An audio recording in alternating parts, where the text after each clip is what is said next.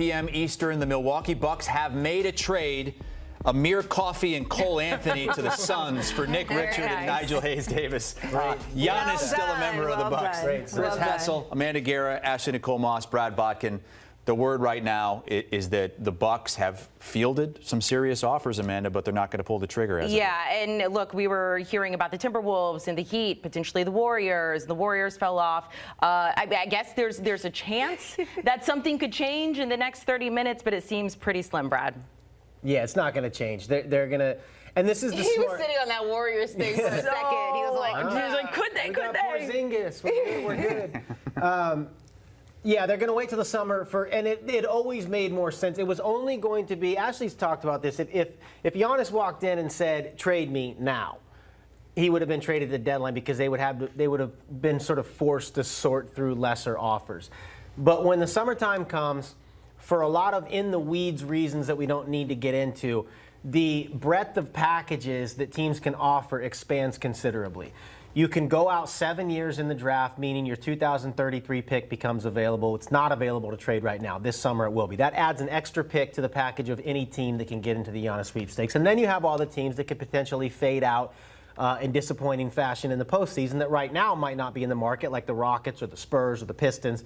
And they come back to the table and say, well, we didn't do as good as we thought, and they might be able to get in, and they have a ton of assets. Take a team like the Miami Heat, who were widely reported to be one of the Giannis suitors. Right now they have 2 draft picks that they can legally trade.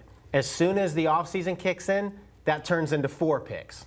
So that's just an example of across if you canvass the whole market, all these packages go up. So it always made more sense if Giannis would allow it, if he didn't go in and put his foot down, to wait for the summer. We're living in a post-Luka Doncic world where teams are terrified to not open up the bidding to the most expansive roster of suitors possible. They want the bidding war to be huge. They want them all to have their biggest arsenal possible to come in and say, here's our best offer. At the deadline, they were sorting through more desperate, lesser offers.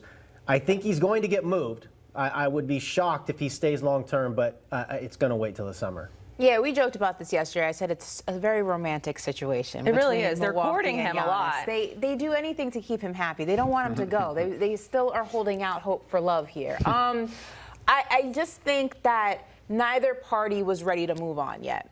I don't think that either party was ready to call it quits yet. And you can say whatever you want about that. You can say it's ridiculous, it's prolonging the inevitable. It probably is. More than likely, there isn't a path forward, at least not to winning a championship. The money is not an issue. Like, Milwaukee will absolutely pay Giannis if he wants to stay. But it just depends on what he wants. But I do have to kind of give both parties credit in Milwaukee not doing something to hurt them in the long run just to appease what may or may not be Giannis's wishes, and also Giannis for not necessarily jumping the gun here and saying, like, look, I want to go, kind of taking a breather and figuring it out. He is still injured. Can Milwaukee do something? I don't know. There's a lot tied up in a lot of different things. A lot of money is supposed to go elsewhere to other people. But both of them are taking a breather and have at least bought themselves 6 more months to kind of figure it out. But what about the Giannis side? Because I've been listening to you over the course of this, and I was listening to you earlier today, and you were like, he may want to stay there. Yeah. And, you know, he was looking to stay with one team his whole career. His family's there. His parents are there. His kids were born there. I mean, do you think there is a part of him For sure. that doesn't want to be moved? Absolutely, because if he wanted to be moved, he'd be moved by now. And just because it's not a perfect situation for him in terms of doing what he wants to do, and that's win again, because he's already done it, doesn't mean he wants to do that elsewhere. And it's hard to, especially if your mind is set on being in a particular place and you envision your career being in that place, to come to the realization that it's not going to work. And I think for him, he hasn't gotten to that point of no return yet, because I believe if he had, we'd be talking about Giannis on a different team right now, and we're not. I don't think he's there yet as much as Milwaukee's not there yet. I think that the one package that the Bucks were ready to take at the deadline was the Portland Trailblazers. Why? Because the Trailblazers control Milwaukee's picks. They traded them for Damian Lillard. And if Milwaukee could get their own picks back, you always want to control your own fate, because then you can tank your way into picks. But if you don't control your own picks, there's nothing to tank for. I believe if Giannis had said, I will re-sign with Portland as a team I'll go to, I think that a deal would be done right now. But he didn't say that. And so Milwaukee is doing right by him in that regard, and a team like Portland, without assurances that he's going to resign, is not going to send out as big a package. So with that off of the table for the rest of this deadline, I think Ashley is right. I think that he wants this cake and to eat it too. He wants to stay in Milwaukee, but he wants to win. Yeah. And there, most situations, most of these superstars, it fades out. There comes an end point. And I believe this is dragging something along that sometimes you have to sort of step in and make a decision for him. If I was Milwaukee, but I don't think Milwaukee would ever do that, though. Maybe they wouldn't, but even if this summer, Giannis is still doing this toe in the water thing and still giving them false hope. Well, I'd like to stay. Don't do something desperate again. They already waived and stretched Damian Lillard. They already signed Miles Turner. If you do something desperate again and trade maybe a top 4 pick this summer to keep him again to finish 7th in the East, at some point, cooler heads have to prevail, remove the romanticism, and business sense has to kick in.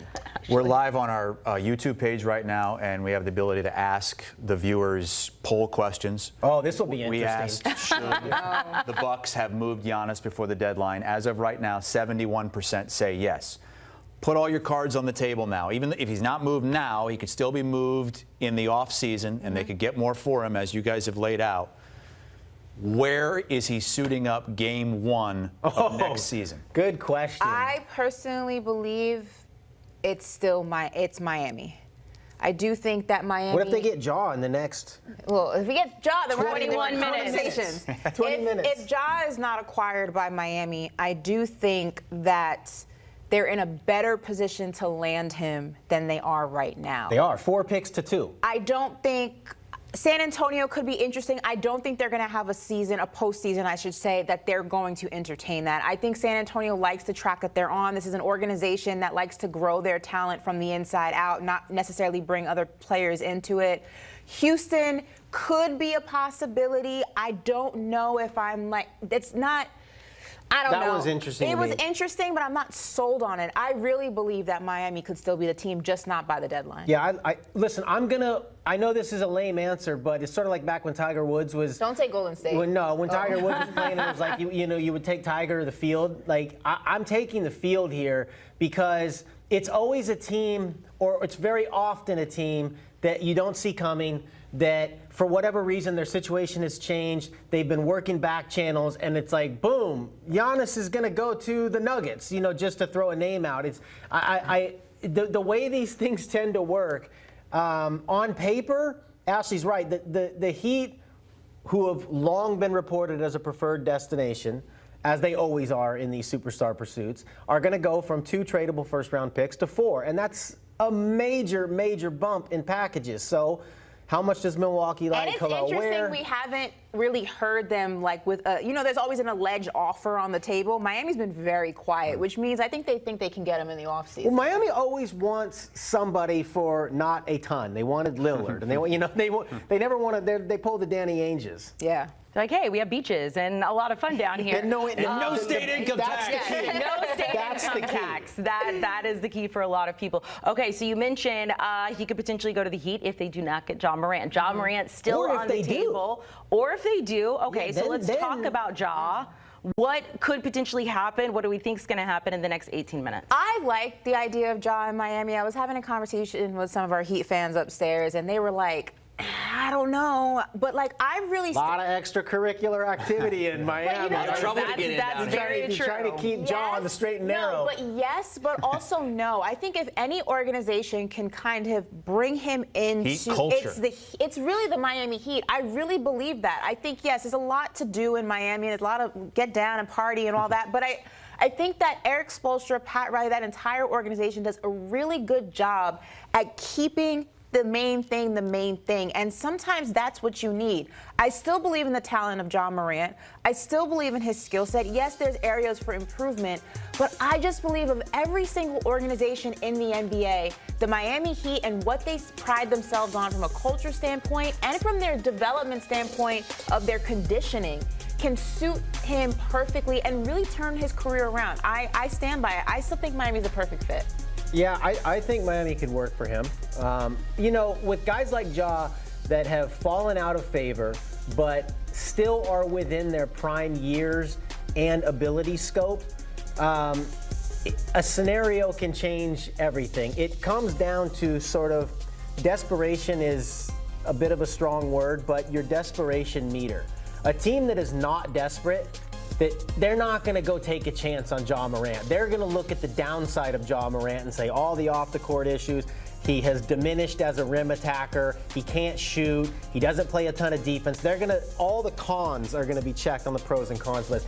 If your desperate meter leans a little bit more toward, we don't have a ton of other options, we'd like to get competitive right now, and the upside of Ja then becomes more attractive, you're willing to ignore some of those concerns more. For that reason, a team like Miami that hasn't had successful pursuits of all these other players that they have tried to get, Giannis and Damian Lillard, every guy that comes up, Miami's always on the list, and it hasn't come to fruition.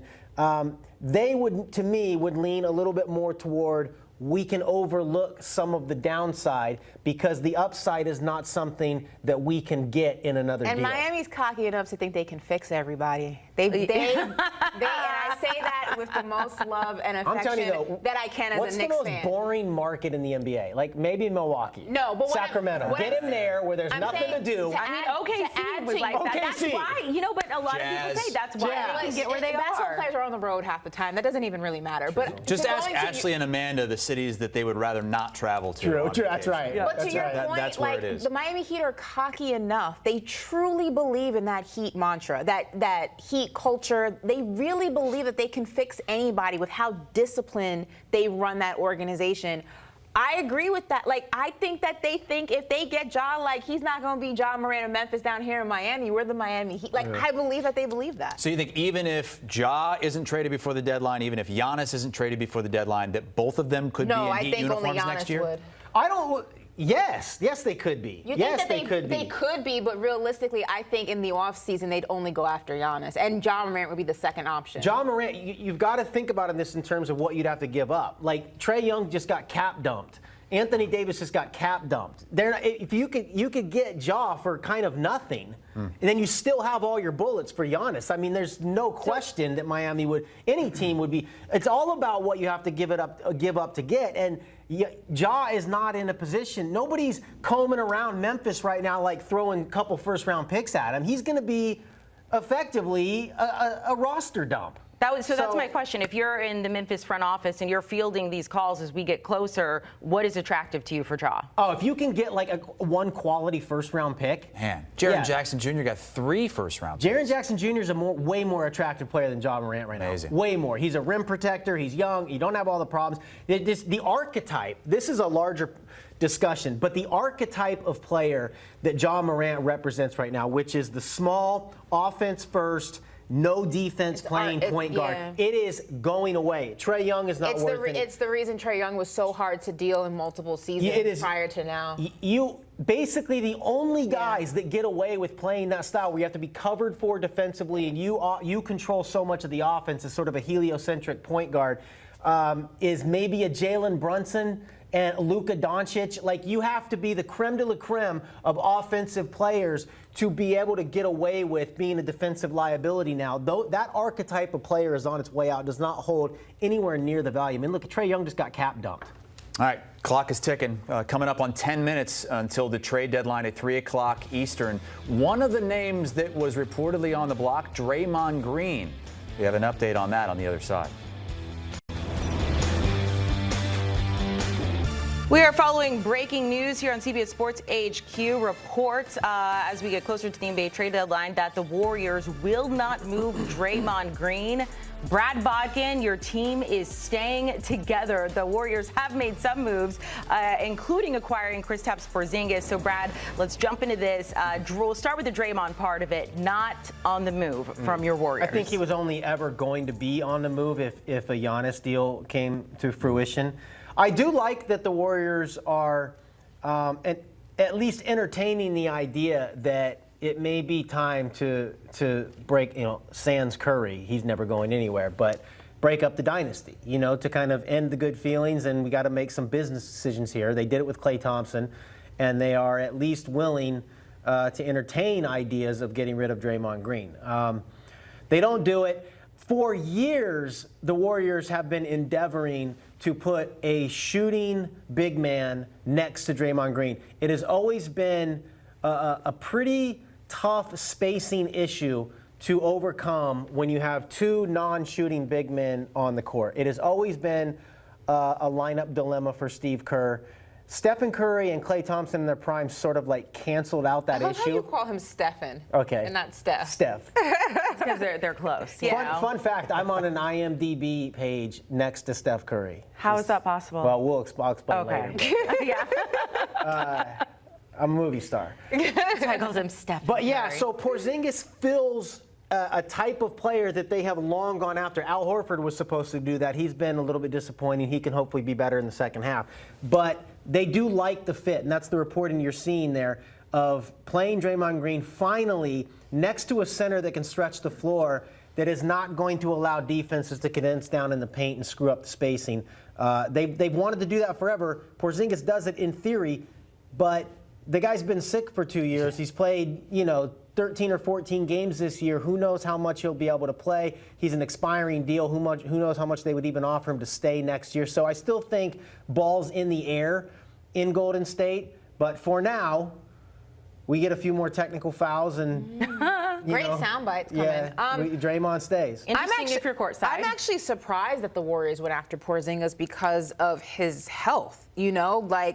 His entire career has been plagued by injuries and health issues in some way, shape, or form. You got to go. I mean, I'm a Knicks fan. I remember in New York, Dallas, Washington, Atlanta, Boston. Now we're in gold. You're putting a lot of faith in somebody who has a lot of upside, but that upside has to be tied to his availability where there's not much of. So unless they think that, look, we don't need him until the playoffs come around and you have a lot of faith he's going to be healthy for the playoffs, I'm a little bit perplexed by this move because it doesn't seem like a sure thing. It's a wild gamble, but I think also with the window of Steph and Draymond closing, maybe it was a move that they had to make to give themselves a better shot in the West, but I'm definitely perplexed by it. What is the window It's right all now? about what you have to give up, though. I mean, they had to be done with Kuminga. No, for they sure. Had but to be. Porzingis And nobody else wanted it's him. just an interesting. I don't have an issue with giving up Kuminga. That It had is. to He's a happen. But theoretical- Porzingis is a huge he's theoretical. a theoretical Yeah.